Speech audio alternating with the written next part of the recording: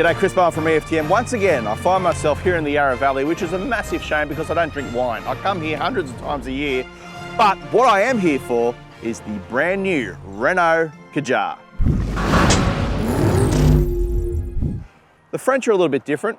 They eat snails and frog's legs. I've tried both and I've enjoyed both. The frog's legs, for example, taste like chicken. Snails, a little bit like oysters, but they're heavily marinated.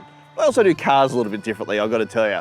This little SUV is based on the Nissan Qashqai, and that's largely due to, obviously, the Renault alliance. But as you can see, there's a little bit of a twist happening here. It certainly looks different. There's little doubt that Renault is a niche brand in this country. Unless you're a dedicated Daniel Ricciardo fan, I think a lot of people aren't familiar with what they offer. You will also see later on this year the Renault Koleos, which is their larger SUV. There are 3 specification levels on offer. You start off with the Life, which kicks off at $29,990. That's followed by the Zen at $32,990. And then the top of the range Intens, which is behind me right now, is $37,990. And of course, that's before on-roads. Let me just say a few things here. There's a lot going on. There's a 1.3 litre engine, turbocharged, sourced from Mercedes-Benz. So we've got a Nissan platform and a Mercedes-Benz engine, which I find interesting because it all comes together reasonably well. Now look, one of the most useless figures quoted when it comes to these cars is the 0 to 100 dash. This will do it in 9.6 seconds, but for those who just need to know what it looks like when you take off in the Kadjar, let's have a crack.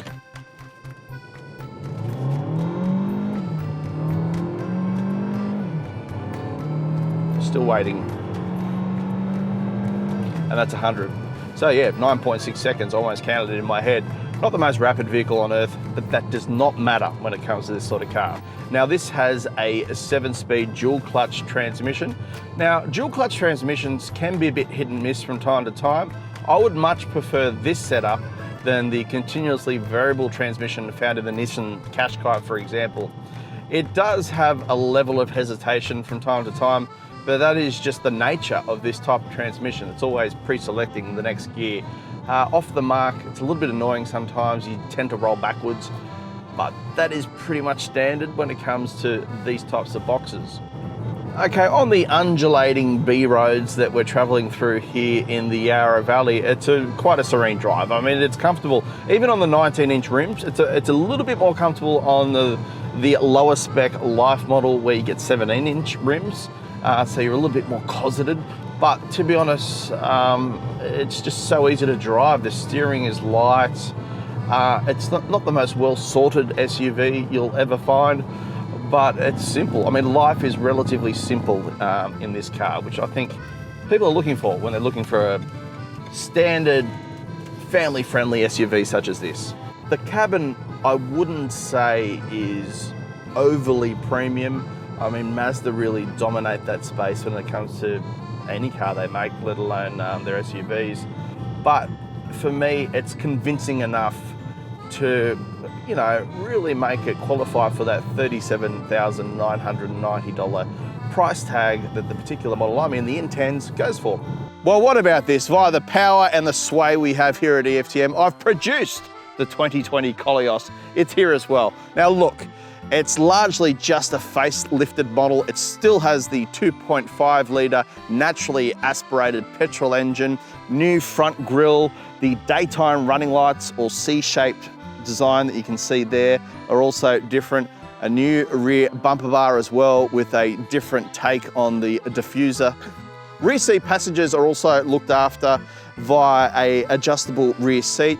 New tech as well, including Apple CarPlay, which can now be showcased on the entire portrait screen. In the past, it just sat at the top, which was a little bit awkward.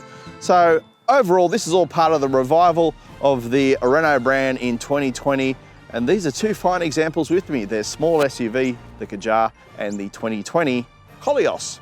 Some people may be critical of the fact there's only 1.3 litre turbocharged Mercedes-Benz engine on offer, and the fact that it doesn't have all-wheel drive. Overseas, there is an all-wheel drive model offered, but it comes with a diesel and a manual transmission. No one in the country would buy that. I'm telling you right now.